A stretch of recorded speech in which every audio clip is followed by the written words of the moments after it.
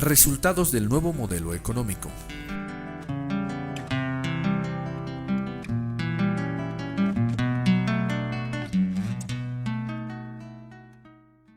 Objetivos. Conocer los resultados del nuevo modelo económico, social, comunitario y productivo aplicado en el Estado Plurinacional de Bolivia del año 2006 al 2012.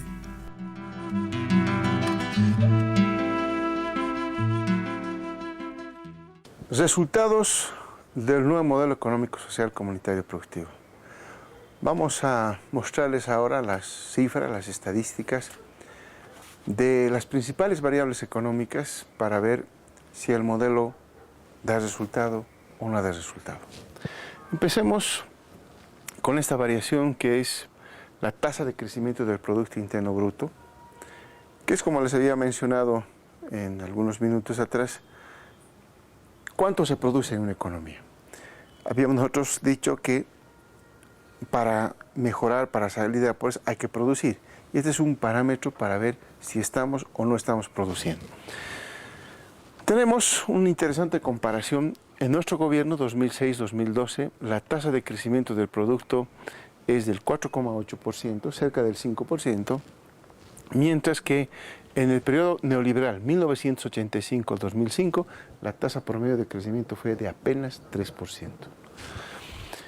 Hay incrementos importantes, 6,1% de crecimiento en el 2008, hay un incremento, una tendencia muy importante a producir cada vez más en Bolivia. Primer indicio de que las cosas están nomás caminando por buen camino. Pero vamos a algunos datos más interesantes.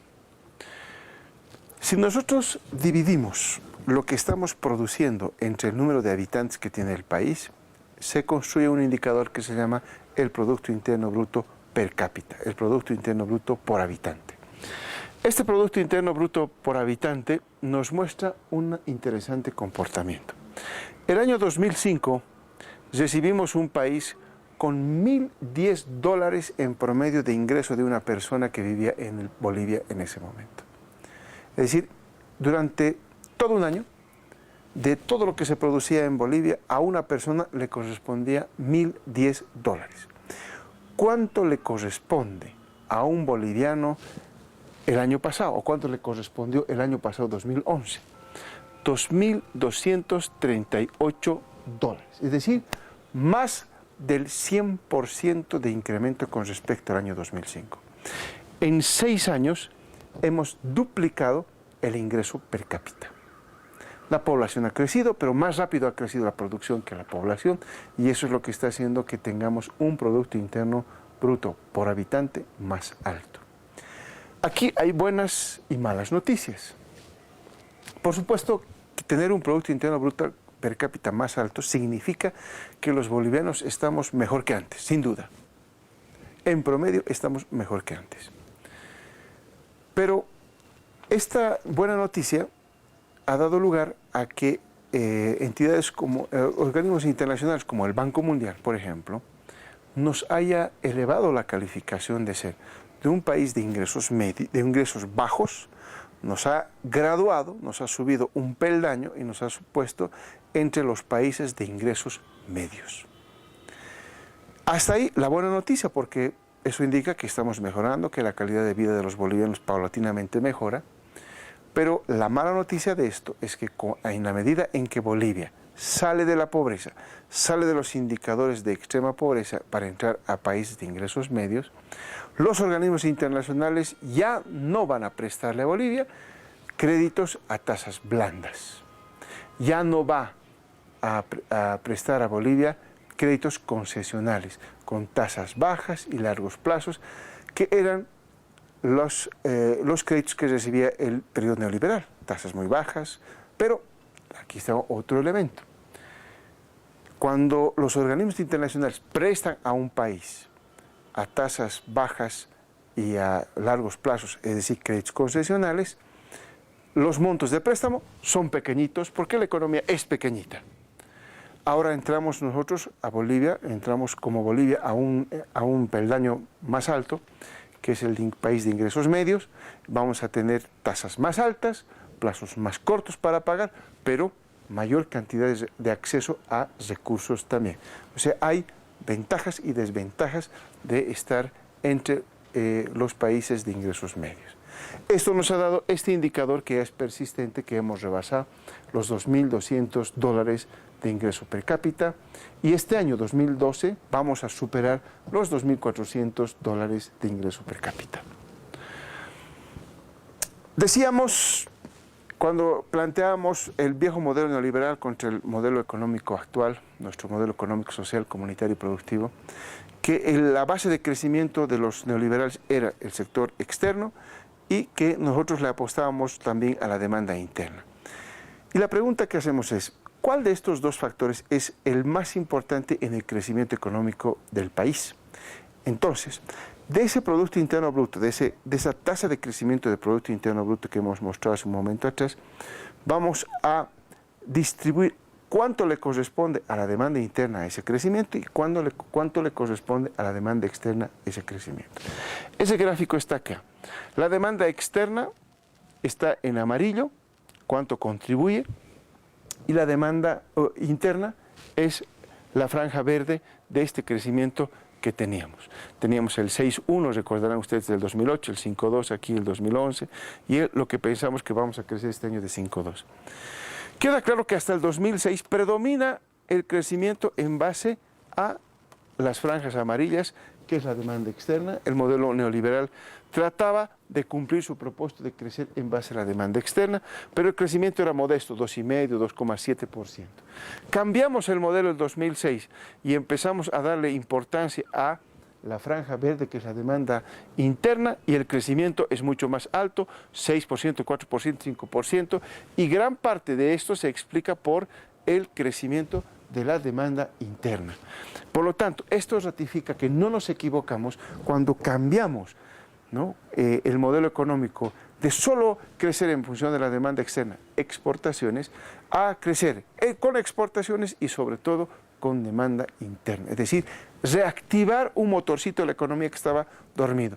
Ahora la economía boliviana es como un avioncito, que no solamente vuela con un motorcito que es la demanda externa, sino vuela con el otro motor también que es la demanda interna, y la economía boliviana por lo tanto está creciendo a mayor velocidad. Esto ratifica que la demanda interna es tan importante como la demanda externa, pero el modelo neoliberal descuidó la demanda interna, no incrementó sueldos, no redistribuía el ingreso entre la gente, concentraba el ingreso como lo hemos visto en la segunda parte de este curso. Entonces, ratificamos con esto que no nos hemos equivocado cuando le apostamos a la demanda interna para generar crecimiento económico en el país. Un elemento importante es, para que la economía esté bien, es esa generación de excedente, esa generación de recursos. De lo que aquí se trata es ver si Bolivia era pobre y no tenía plata, o si había plata, o si se puede generar plata en la economía boliviana para hacer inversiones y hacer crecer la economía boliviana. Nosotros estamos en el Ministerio muy orgullosos de haber hecho crecer las recaudaciones tributarias.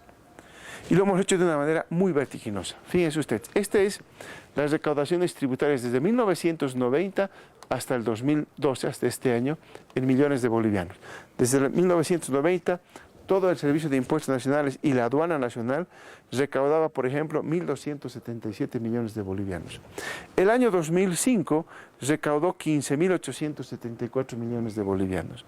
Nosotros este año vamos a recaudar cerca de 50.000 millones de bolivianos, de 15.000 a 50.000 millones de bolivianos, 3 veces más. 3 veces más. Esta enorme recaudación se debe a que la economía está bien, la gente está pagando sus impuestos, no solamente porque tenemos una mejor y más eficiente entidad recaudadora como el SIN y la aduana, sino sobre todo por la confianza que tiene la gente en lo que se hace con la plata que paga al Estado. En el pasado, recordemos, porque hay que recordar el pasado para poder identificar claramente las diferencias. Había gastos reservados, gastos que hacía el ministro de gobierno de esa época, que nadie sabe en qué se gastaba, estaba presupuestado y nadie tenía derecho a saber qué se hacía con esos gastos. Por eso se llamaban gastos reservados. Hemos eliminado nosotros esos gastos reservados. Hemos transparentado la gestión pública y los gastos públicos. Hemos implementado políticas de austeridad. Recordemos, la primera medida de política de austeridad fue que el presidente se redujo su salario a solo 15.000 bolivianos, de ganar más de 40.000, de 50.000 bolivianos, a solo 15.000. Lo mismo los ministros de Estado, nos hemos rebajado y con esa plata hemos creado ítems en salud y en educación. Hay austeridad, hay control del gasto, no hay despilfarro de los recursos públicos como ocurría en el pasado. Eso genera confianza en la gente y la gente está tributando. Aquí está, muestra clara. Y es muy notorio, fíjense, el año 2006 de 15.000 subimos a 20.000, a 24.000, a 29.000, a 30.000, a 41.000, a 49.000 millones de bolivianos de recaudación de impuestos. ¿Qué hacemos con esta plata? ¿Qué hacemos con esta plata?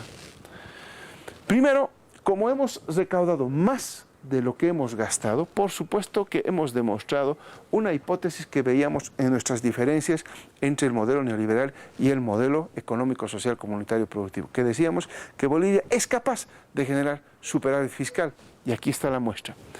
Desde el año 80 es este gráfico, estas barras hacia abajo son los negativos, el cero son negativos, cifras negativas, déficits todos los años, y si nos fuéramos hasta 1966 o más allá, es exactamente la misma figura, negativos todo ese tiempo, es la historia de Bolivia. 2006, primer superávit, luego de más de 66 años, hemos logrado un superávit. Y este va a ser el 7º año que vamos a tener superávit fiscal. ¿Por qué tenemos superávit fiscal? Porque recaudamos más y gastamos menos. Somos más eficientes recaudando, generando ingresos para el país y no estamos gastando, no estamos despilfarrando los recursos del Estado. Por eso es que tenemos superávit fiscal. ¿Y para qué tenemos superávit fiscal? ¿Qué hacemos? Si nosotros nos comparamos, por ejemplo, con los países de América Latina, este año 2012 solo 2 países van a tener superávit fiscal, Perú y Bolivia, no hay más. El resto de los países de América Latina va a recorrer la misma suerte que en muchos años los países de América Latina han sufrido, déficit. Bolivia, superávit, nuevamente este año 2012. ¿Qué vamos a hacer con ese superávit?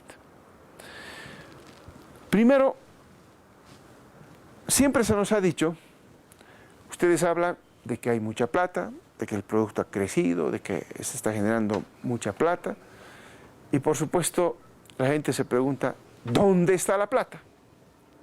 ¿Dónde está la plata? Que nosotros no vemos la plata. Y aquí les voy a demostrar dónde está la plata, cómo hemos generado esa plata y dónde ha sido distribuida. Primera escena entonces de la película ¿Dónde está la plata? Son las transferencias y regalías que efectuamos desde el Tesoro General a las gobernaciones, municipios y universidades. Por ley, las regalías tenemos que distribuirlas a los departamentos, productores de minerales, productores de hidrocarburos. Por ley, tenemos que pasarles parte de la recaudación que hemos visto, que se ha generado por impuestos nacionales, por aduana nacional, de cada bolivianito que recauda el Tesoro General de Impuestos y de Aduana, 20 centavitos se van a distribuir a los municipios, 5 centavitos a las universidades. Y el Tesoro se queda con 75 centavos de ese bolivianito, que es el esfuerzo del gobierno nacional. No es esfuerzo ni de las gobernaciones, no es esfuerzo ni de los municipios. Es esfuerzo del gobierno nacional, que va a parar y beneficiar a los municipios y gobernaciones. Las regalías, porque son dueños los departamentos de sus recursos naturales, se les devuelve las regalías por la producción de minerales y por la producción de hidrocarburos. Las regalías que se les distribuye por la producción de minerales e hidrocarburos a los departamentos productores, el Estado distribuye automáticamente a las cuentas de las gobernaciones, de los municipios y de las universidades, los gobiernos autónomos en el país. Y esto es muy importante, fíjense ustedes, año 2005, el Tesoro les transfería 6.669 millones de bolivianos. cerca de 900 millones de dólares, para tenerlo en magnitud en esa unidad de cuenta. En el pasado, evidentemente, 500, 1.700, 2.000, bien bajos las transferencias que se hacían a las gobernaciones, a los municipios. Y por supuesto, cada vez que había formulación de presupuesto, las regiones venían a disputar recursos porque eran muy pocos los recursos que tenían para hacer sus obras como municipios, como hoy gobernaciones, en su momento prefecturas. Pero fíjense cómo han crecido los recursos para estas entidades subnacionales. De 6.600, ya el siguiente año nomás, 2006, 10.300. 11.000, 13.000, 14.000, 18.000. El año pasado les hemos transferido 18.741 millones. Comparado con lo que recibieron en el 2005 de 6.000, estamos hablando más o menos de 3 veces más de lo que tenían en el 2005. Y la población no ha crecido 3 veces más, ni en los municipios ni en las gobernaciones. Este año, hasta noviembre, ya hemos transferido 20.482, es decir, más de lo que hemos distribuido el año pasado en todo el año 2011, 18.741. 20.480, y falta todavía lo que estamos distribuyendo en este mes de diciembre. Por lo tanto, esto implica una enorme cantidad de recursos. Estos 20.000 con respecto a estos 6.000, estamos hablando cerca de 4 veces más. Entonces, hay un incremento importante. ¿Dónde ha ido a parar la plata que hemos generado en la economía? A las gobernaciones, a los municipios y a las universidades. Por lo tanto, nuestra población que quiere saber dónde está la plata, hay que ir a ver qué ha hecho la gobernación de su departamento con esa plata, cuánto ha recibido y dónde está, qué ha hecho con esa plata, y qué ha hecho los municipios que han recibido también plata y están yendo también a parar esa platita a los municipios y a las universidades.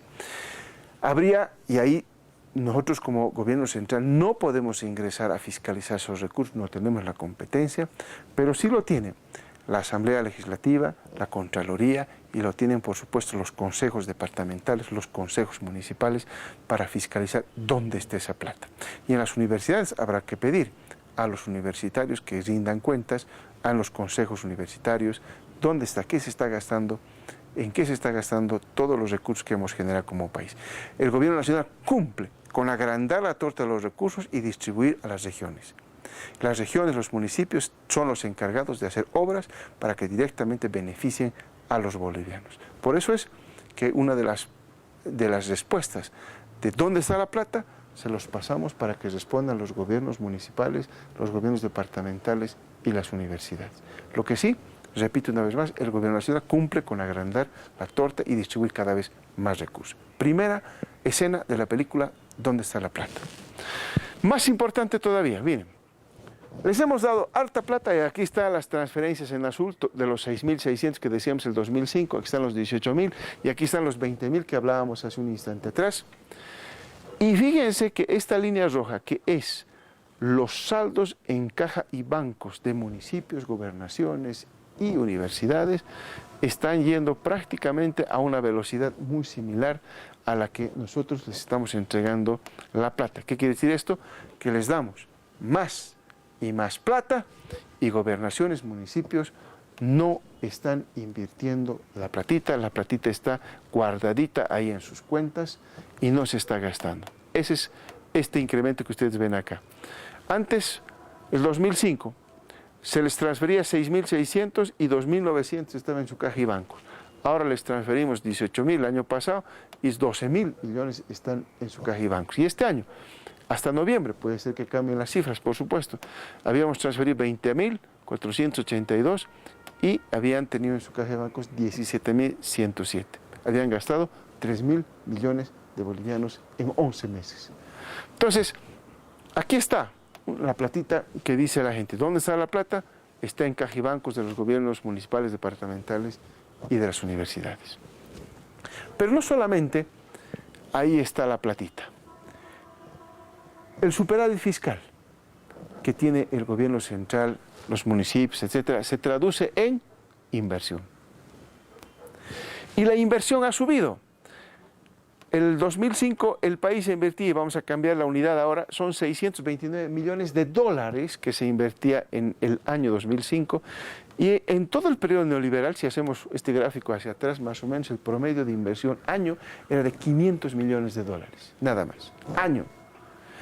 Nuestro gobierno, como el Estado es el promotor, como el Estado es el que tiene que generar el mayor crecimiento económico, porque así nuestro modelo lo dice, empezó a invertir ya 879 millones el 2006, 1.000 millones el 2007, 1.300, 1.400, 1.500, 2.182 millones el año 2011. Es decir, 2.182 versus 629, estamos hablando cerca de 4 veces más de lo que se invertía en el pasado. Esto es inversión del Estado, inversión pública. Este año, ya a octubre habíamos invertido 1.799, cuando al año pasado habíamos invertido solo 1.263 millones, es decir, un crecimiento de 42% de incremento. Y, por lo tanto, ¿qué hacemos? Esta es la segunda parte de la película, ¿dónde está la plata?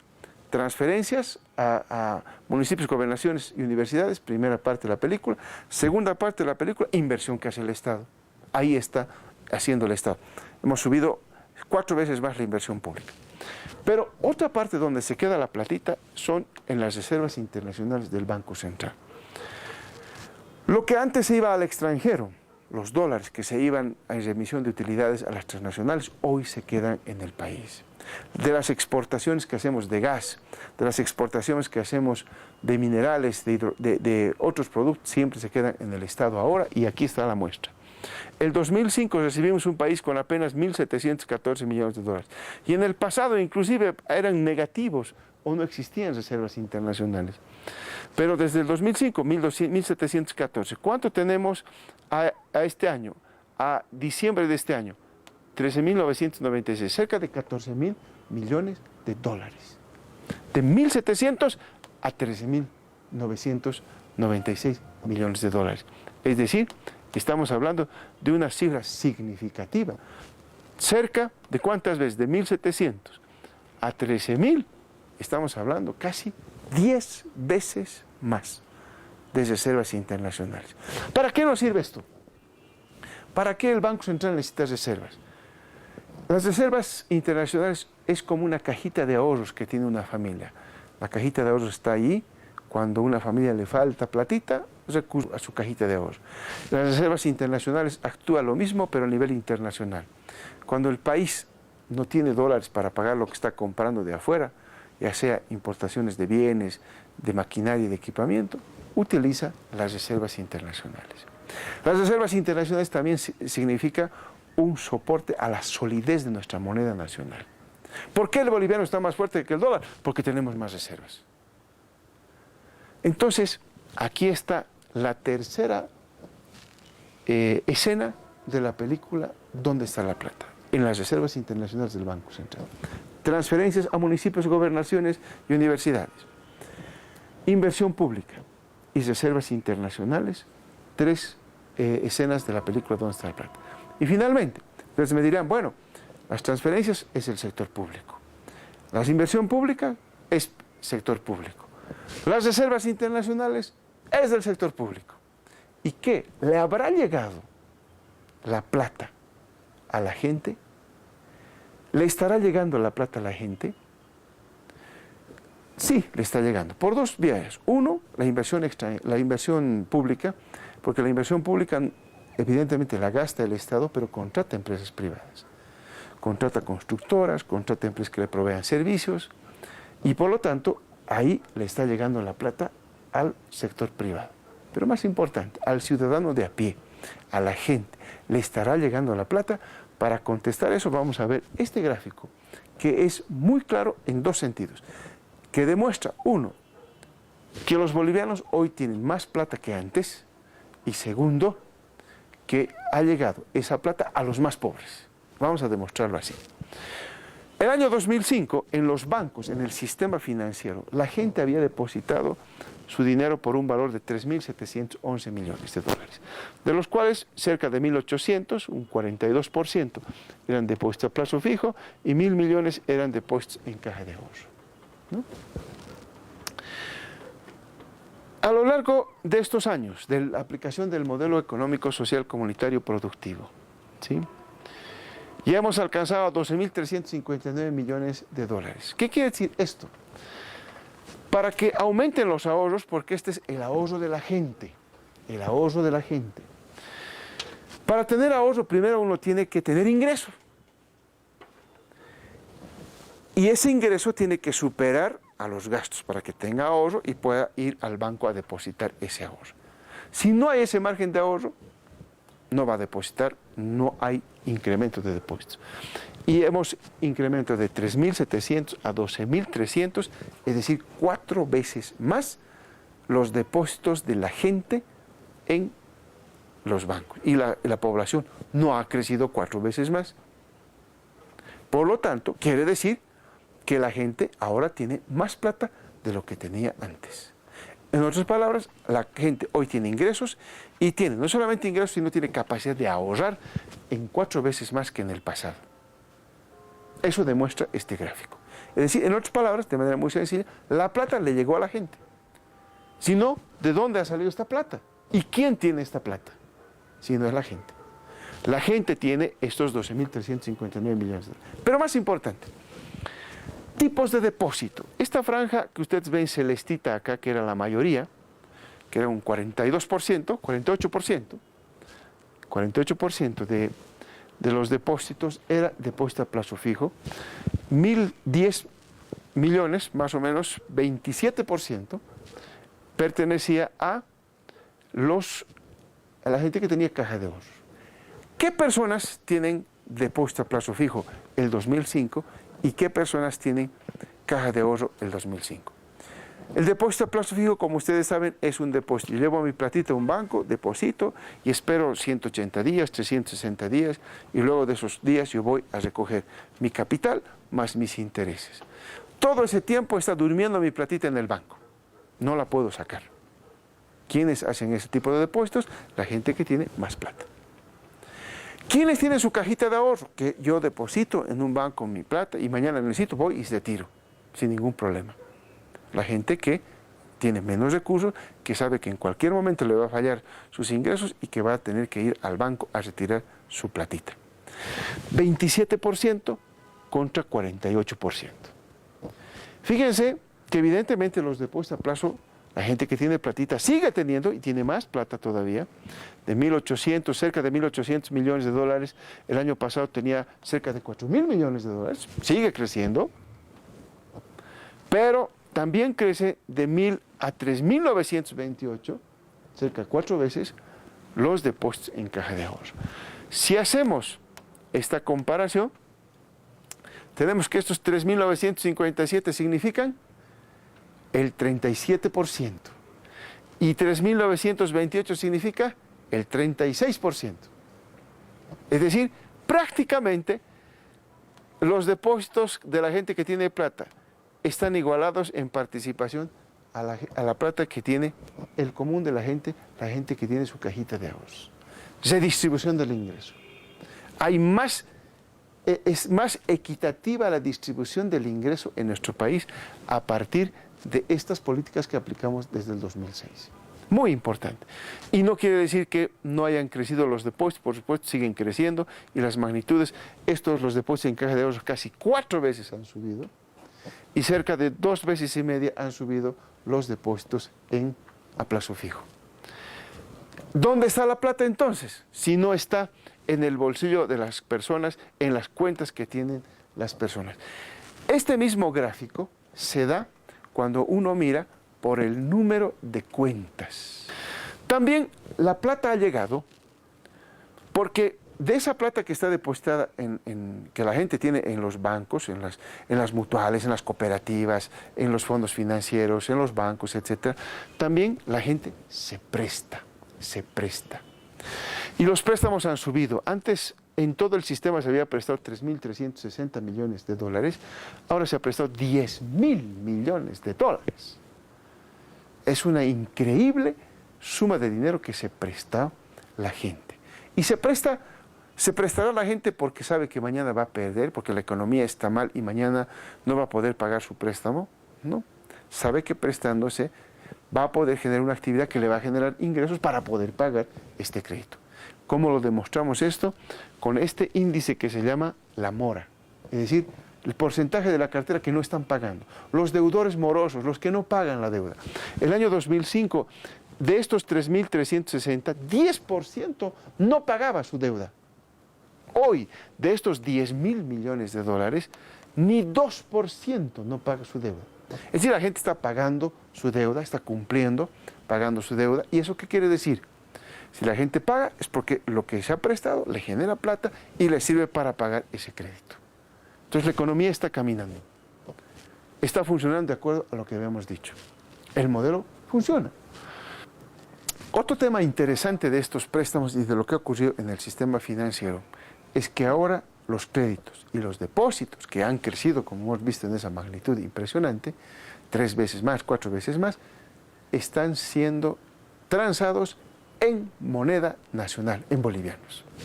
Aquí tenemos un gráfico muy importante. Tenemos los depósitos que había en porcentaje. El 2005, por ejemplo, 16% de los depósitos estaban en boliviano y apenas 8% de los depósitos o de los créditos estaban en bolivianos. Hoy, los depósitos llegan a 71%, es decir, 71% de todos los depósitos están en bolivianos y 81% de los créditos se hacen en dólares, en bolivianos. La diferencia, 19% es en dólares y aquí 29% de los depósitos están en dólares. Es decir, hemos bolivianizado. A esto llamamos la bolivianización de la economía, que se da por la confianza, por la solidez de la economía y la gente, lo que no ocurría en el pasado. Antes, fíjense, el año 2000, por ejemplo, 5% nomás de los depósitos estaban en bolivianos, 3% nomás de los créditos se hacían en bolivianos y el resto, 95-97%, se hacían en dólares. Hoy la gente confía más en nuestra moneda, por esas cantidades de reservas que tenemos, por esa economía que está creciendo, en fin, por todos los factores que he mencionado, la gente confía en nuestra moneda, confía en nuestra economía. Algunos otros resultados importantes de nuestra economía, de nuestro modelo. La deuda externa, por ejemplo. Recibimos un país el año 2005 con 4.942 millones de dólares de deuda. La bajamos a 3.248 el año 2006. La bajamos más el 2007 a 2.209 con negociaciones que hicimos con Japón y otros países. Y evidentemente hemos ido incrementando a 3.978 millones este año, ¿verdad? De los cuales 500 millones corresponden a nuestro bono soberano que emitimos, pero lo cierto es que estos 3.900 no se igualan para nada a los 4.000 y además, como proporción al producto, como vamos a ver más adelante, esta proporción es prácticamente insignificante. El país no tiene un problema de endeudamiento ahora. Tampoco es un problema la deuda interna.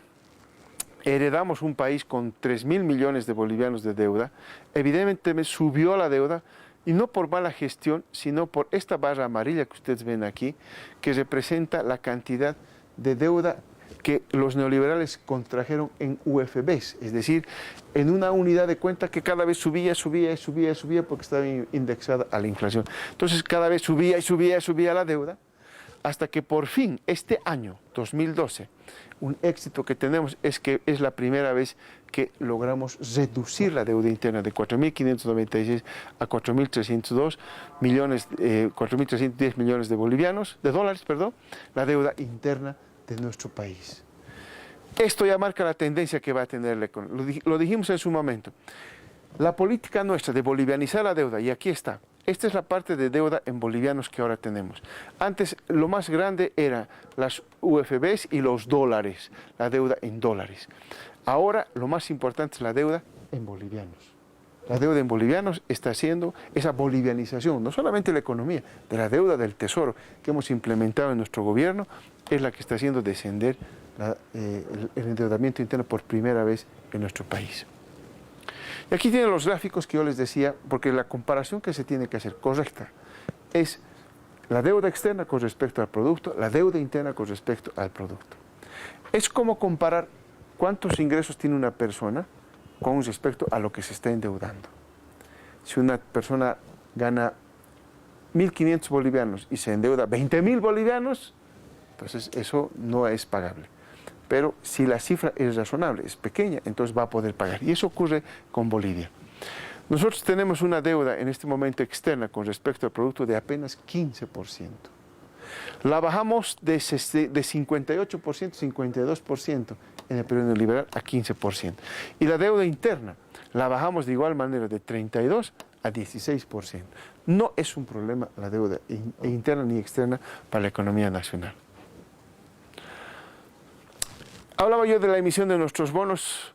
Se emitieron los bonos del Tesoro Directo, un instrumento muy importante para que la gente pueda recibir más tasa de interés que lo que le pagan los bancos, por un lado, y por otra parte, democratizar, porque nosotros vendemos estos bonos y se compran los bancos y los bancos se benefician de lo que el Estado les paga por esos bonos. Hemos implementado este Tesoro Directo que hemos vendido más de 88 millones de bolivianos, casi 89 millones de bolivianos, que se está beneficiando a más de 3.312 personas que han comprado nuestro bono Tesoro Directo y que hoy esa gente está ganando 4%, muy superior a la tasa con respecto a lo que paga el sistema financiero. Esta es nuestra primera emisión de bonos soberanos. Nosotros emitimos 500 millones de dólares en el mercado internacional y este tal vez es el dato más importante. Nosotros no habíamos emitido cerca de 100 años los bonos en el mercado internacional porque no teníamos una tradición de buenos pagadores. Emitimos en 1917, si la memoria no me falla, un bono que nunca pagamos. Nos endeudamos en la década del 70 con el gobierno, la dictadura de Banzer, que nunca pagamos esa deuda. Nos endeudamos en los 80, en los 90 y nunca pagamos esa deuda, siempre se renegoció y se negoció y se negoció. Bolivia nunca tenía una credibilidad en los mercados internacionales por su manejo de la deuda externa. Nosotros revertimos con las posiciones, con los indicadores económicos que estamos mostrando, hemos revertido el criterio del mercado internacional con respecto a la economía boliviana. Hoy hemos vendido 500 millones de dólares al 4,8%, una tasa muy, muy baja, y la demanda que hemos tenido ha sido de 4.217 millones de nuestros 500 millones de dólares que vendían, y 8 veces más de lo ofertado. Ese es un éxito total que demuestra, no a nosotros, no a los opinadores, no a nadie, sino demuestra al mercado internacional cómo observa la estabilidad económica, el crecimiento, la perspectiva y el potencial económico que tiene Bolivia ahora con el nuevo modelo económico. Hemos implementado también, para ir rápidamente en algunos logros, nuestro Banco de Desarrollo Productivo. Fue el año 2007 que entra en funcionamiento y fue la sesión del Gabinete Económico que tuvo lugar el 31 de diciembre del año 2006, sí, en pleno noche de Año Nuevo, estuvimos sesionando y ahí aprobamos la creación del Banco de Desarrollo Productivo, que empezó a operar a mediados del año 2007 y que ya ha prestado 212 millones de dólares y principalmente de esos 12, 160 millones a rubro de alimentos, a la producción de alimentos. Es un banco que solo presta para el tema de producción de alimentos. Textiles ha prestado 26 millones, maderas 10 millones y otros rubros menores de producción. ¿Cuántos créditos hemos prestado acá? Adicionalmente al Banco de Desarrollo Productivo, hemos creado un fondo de garantía. ¿Qué significa esto? Cuando establecimos nuestro Banco de Desarrollo Productivo, nos dimos cuenta que el primer problema que tropezaba un productor para prestarse era la garantía. Uno quería prestarse 50.000 dólares, el banco le pedía garantía 100.000 dólares. Si no tenía los 100.000 dólares de garantía, no se prestaba. Hemos implementado con el Banco Unión un fondo de garantía, que quiere decir que si uno necesita los 50.000 dólares, garantiza 50.000 dólares con sus bienes, con su maquinaria que está comprándose, por ejemplo, o que tiene, y el fondo le garantiza el otro 50%. Por lo tanto, este productor ahora puede prestarse porque ahora puede contar con las garantías necesarias. Y hemos garantizado más de 26 millones de dólares en este fondo ProPyme, fundamentalmente para agricultura, construcción, transporte, alquiler de maquinaria y otros rubros, y en total 794 productores se han beneficiado de este fondo de garantía. Estamos incentivando lo productivo. Nuevamente, ¿por qué estamos explicando esto? Porque son las cosas que estamos haciendo para incentivar lo productivo. ¿Qué más hemos hecho? Este BDP, con sus cerca de 200 millones de dólares que mostrábamos que había prestado, ha generado 557.323 empleos, entre directos e indirectos. Por supuesto, la mayor absorción de empleo está en alimentos, 448.269 personas han sido contratadas, 67.277 personas en textiles, y en fin, aquí están todas las áreas económicas que están generando esta absorción de empleos. Nuestras empresas productivas, decíamos nosotros, ¿dónde va la platita? Tenemos que ir a poner a las empresas productivas en el modelo de redistribuir, llevar la platita de los excedentes a producir otras que produzcan manufacturas, etcétera, etcétera. Aquí están nuestras empresas públicas. Lácteos-Bol está produciendo, en la gestión 2011 producía 1.939.167 litros de leche. Hoy produce 2.619.961 litros de leche, un incremento de 35% en la producción de leche. Lácteos-Bol, empresa estatal. Lácteos-Bol no solamente produce jugos o leche, también está produciendo jugos de frutas, cítricos fundamentalmente. Y el año 2011 producía 370.506 litros, hoy produce 1.217.794 litros de jugos de fruta. Cartón-Bol producía 238.407 cajas en kilogramos, hoy produce 470.588 kilogramos en cajas de cartón, que ya está vendiendo cerca del 100% de incremento en su producción. La EVA, la empresa boliviana de almendras, producía en la gestión 2011 851.400 kilos. Este año está produciendo, hasta noviembre, estas son cifras solamente hasta noviembre, van a ser más, 1.003.718 kilos de almendra. Es decir, hay importantes incrementos de la producción en base a las empresas públicas. Nuevamente, el modelo redistribuidor, el modelo de la vieja Bolivia que está pasando excedentes a la construcción de la nueva Bolivia. ¿Cuántos empleos hemos generado en estas empresas? En total, 3.373 empleos con Lácteos-Bol y con la EVA y Cartón-Bol. Lácteos-Bol, Cartón-Bol y EVA. ¿Qué hemos hecho para enfrentar la crisis energética? Tenemos varios proyectos hidroeléctricos muy importantes para exportar energía. Hemos terminado ya Cachuela Esperanza, que aquí está en este punto del país, que va a producir 990 megas, con una inversión de 2.400 millones de dólares. Este estudio ya se ha acabado. Este estudio está en busca de un socio que quiera invertir conjuntamente el Estado boliviano los 2.400 millones para exportar al Brasil y al Perú. Porque Bolivia, fíjense, este va a producir 990 millones. Bolivia necesita más o menos al año 100 millones de megas adicionales cada año. O sea que tenemos de sobra para exportar cuando construyamos Cachuela Esperanza. El VAL es otro proyecto que está en curso, que va a producir 1.600 megas, es decir, es el proyecto más grande de hidroeléctrica y es un cañadón natural que va a invertir 2.900 millones de dólares en su etapa, es lo que estimamos. ¿Cuántas empresas se han creado en Bolivia en nuestro modelo económico? Eran 19.778 empresas, ahora son 76.256 empresas a octubre.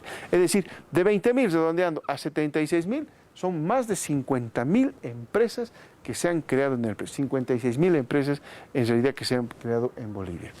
Siguiente, por favor.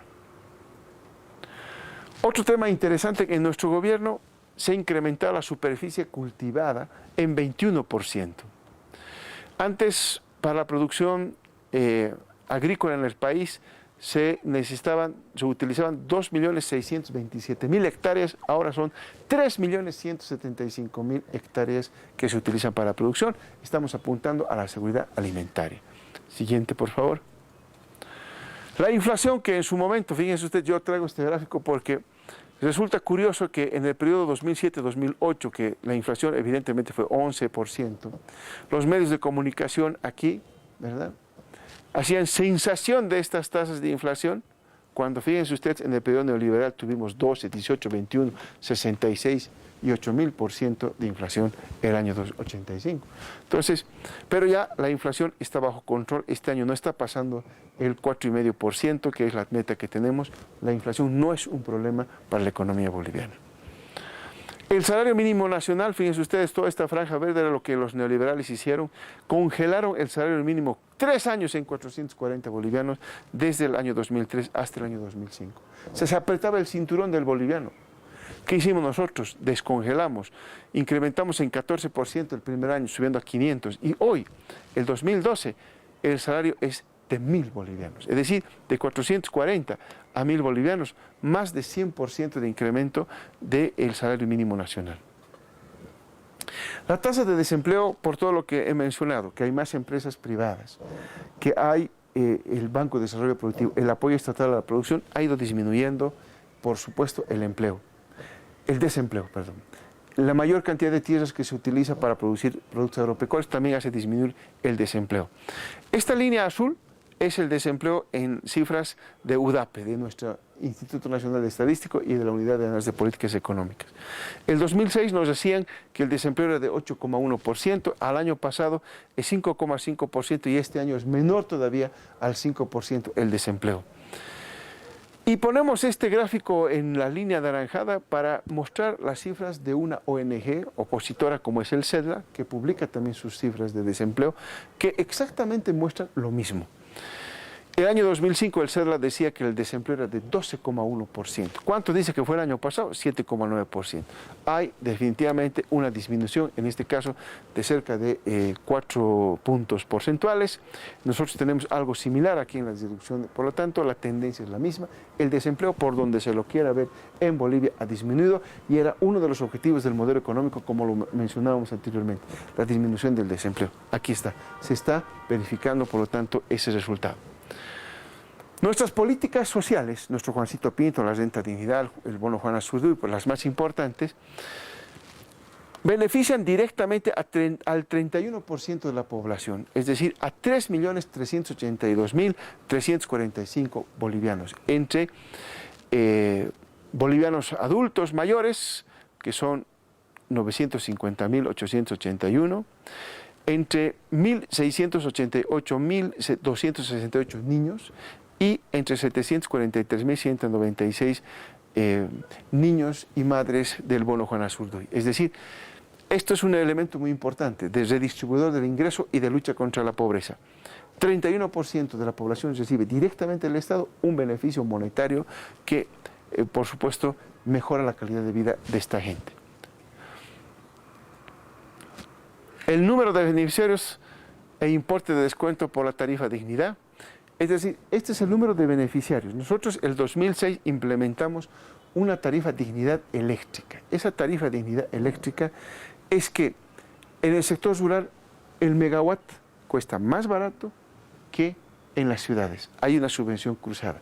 Los de la ciudad, nosotros pagamos un poquito más para beneficiar a quienes viven en el campo. Y el número de beneficiados es este. El año 2006 había 491.961 beneficiarios de un total de 1.061.000 consumidores eléctricos, es decir, el 42%. Y este año 2012, de un total de 1.790.000 consumidores de electricidad, se están beneficiando de la tarifa de dignidad 891.842 beneficiarios, es decir, el 50%. La gente en el campo se beneficia más. ¿Y cuánto es ese monto? Son 54 millones de bolivianos este año, que cerca de 55 millones de bolivianos que se están ahorrando, los que se están beneficiando de esta tarifa de dignidad. Es una redistribución del ingreso. Siguiente, por favor. Número de jubilados. Hemos aprobado hace unos años atrás una nueva ley de pensiones. Esta nueva ley de pensiones tiene los siguientes resultados. La vieja ley neoliberal, que estuvo vigente 13 años, desde el 97 hasta el 2010, jubiló a 29.980 bolivianos que se fueron con su jubilación. ¿Cuánto hemos jubilado nosotros en apenas 2 años? Casi 2 años. 19.226 personas.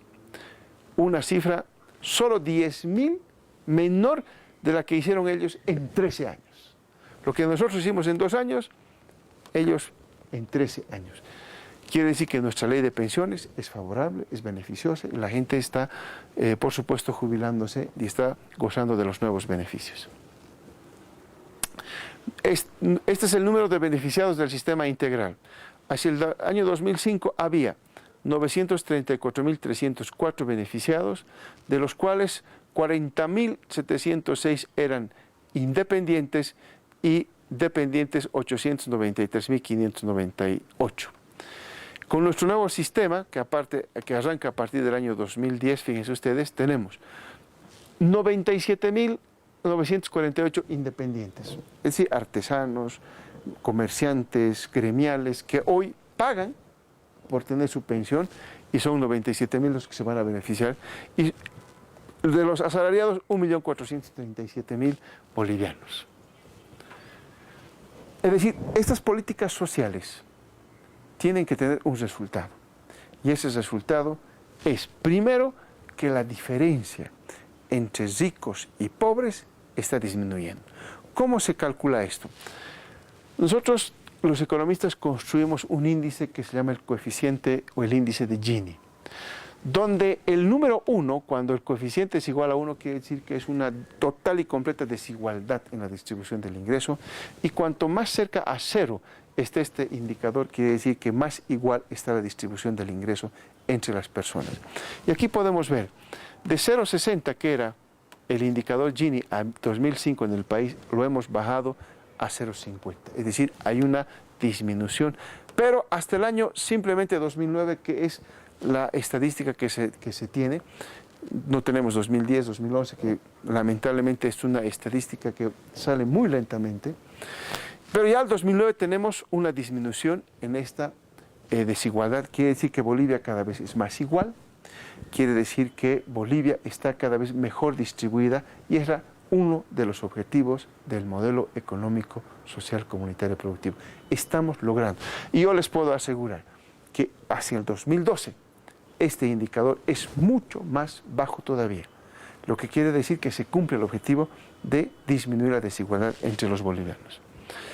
Y finalmente, todo esto se hacía, decíamos nosotros, la parte económica está funcionando muy bien, pero había un objetivo social de reducir la pobreza. Y la pobreza está disminuyendo. Tanto la pobreza moderada como la pobreza extrema, que es la que más preocupa a esta pobreza extrema. Esta pobreza extrema es aquella suma de las personas que viven con menos de $1 diario. Esa es la medida para decir que uno está en la extrema pobreza. La extrema pobreza, en términos generales, bajó de 38,2 el año 2005 a 24,3%, es decir, una disminución significativa de cerca de 14 puntos porcentuales. Pero más importante, si uno mira el desglose de este 24%, de este 24,3% que bajamos de 2005 de 38, es ver lo que siempre queríamos hacer: una más equitativa distribución y una disminución de la pobreza en Bolivia. Si nosotros vemos el 2005, en el área urbana, en las ciudades, 24,3% era la pobreza. Muy sencillo. De 100 habitantes de una ciudad, en una ciudad estoy hablando, 25 personas, redondeando, vivían en extrema pobreza, con menos de $1 diario en la ciudad, el año 2005. Esa pobreza extrema en las ciudades la hemos bajado a 14,5. Es decir, hoy no son 25 de cada 100 citadinos que viven en extrema pobreza, sino solamente 14. Hemos bajado en cerca de 10% esa pobreza extrema. Pero más importante, el resultado que el modelo realmente ha demostrado en estos años: la pobreza en el área rural. El año 2005, cerca de 63%, vale decir, de 100 bolivianos que vivían en el campo, 100 bolivianos que vivían en el campo, 63 vivían en extrema pobreza. 63. ¿Cuántos viven ahora? 43. Es decir, 20% menos de lo que vivían en el año pasado, en el año 2005. Hemos bajado 20 puntos porcentuales. 20 puntos porcentuales, que significa, no sé, 800.000, 900.000 personas que ya no están en la extrema pobreza allá en el campo, que han mejorado sus condiciones de vida y que hoy gozan de esta mejora en la calidad de vida de los bolivianos. Con esto quiero cerrar haciendo una recapitulación muy rápida de todo lo que hemos visto. Veíamos los peligros, las amenazas para la economía boliviana, que es la crisis del sistema capitalista. No estamos aislados del mundo, hay una crisis. Segundo, veíamos las respuestas a esa crisis, a ese viejo modelo neoliberal que generaba pobreza, que amplificaba la desigualdad en nuestro país, que no generaba riqueza, que exaccionaba los recursos naturales dejando nada para el pueblo boliviano. Y la respuesta es este modelo económico, social, comunitario, productivo, que en la segunda parte les he descrito de dónde viene, cómo es, cómo funciona. Y en la tercera parte estamos viendo los resultados de ese modelo, que coinciden plenamente con los objetivos que nos habíamos planteado cuando elaborábamos, diseñábamos este nuevo modelo económico, social, comunitario, productivo para el país. Es un éxito, da buenos resultados. Nuestro modelo económico es un modelo que está hecho para un país que tiene recursos naturales y que se tiene que beneficiar de esos recursos naturales para crecer y desarrollarse. Es cierto, y aquí somos muy honestos, que todavía nos falta un largo camino por recorrer para la industrialización. Hemos dado los primeros pasos. Quisimos industrializar el primer año, el 2006, firmando el contrato con la Jindal para el Mutum, para que Bolivia por primera vez entre a la siderurgia. Lamentablemente, esta empresa no fue lo que nosotros esperábamos. Por eso es que la iniciativa estatal es la que no falla. Nuestro contrato de la urea y amoníaco, que es el primer paso, importantísimo, es tal vez un pequeño paso, pero para nosotros los bolivianos es un gigantesco paso hacia el proceso de industrialización y la consolidación de este modelo económico que ya en sus primeros 7 años de vida ha dado resultados y ha dado muestras de que está redistribuyendo el ingreso. Yo quiero concluir acá y encantado de recibir comentarios y cualquier pregunta que ustedes puedan formular. Muchísimas gracias. Síntesis. A partir de la aplicación del nuevo modelo económico, se ha generado un crecimiento en la economía, aprovechando tanto la demanda externa, así como la demanda interna. En este modelo se fortifica la demanda interna. Por la confianza generada en el manejo económico, se ha logrado una mayor contribución tributaria en general, lo cual ha generado un superávit fiscal desde el año 2006. Estos ingresos se han utilizado en las transferencias y regalías departamentales, municipales y para las universidades, en la inversión pública, que se ha cuadruplicado hasta el año 2011, convirtiendo al Estado en el principal actor de la economía, y finalmente en reservas internacionales. Los depósitos que se realizan en el sistema financiero son un reflejo de los ingresos que recibe la gente, al igual que la bolivianización de la economía general, que ha hecho descender la deuda externa e interna de nuestro país. El Banco de Desarrollo Productivo, las empresas públicas productivas y las medidas contra la crisis energética son un ejemplo de la producción en nuestro país.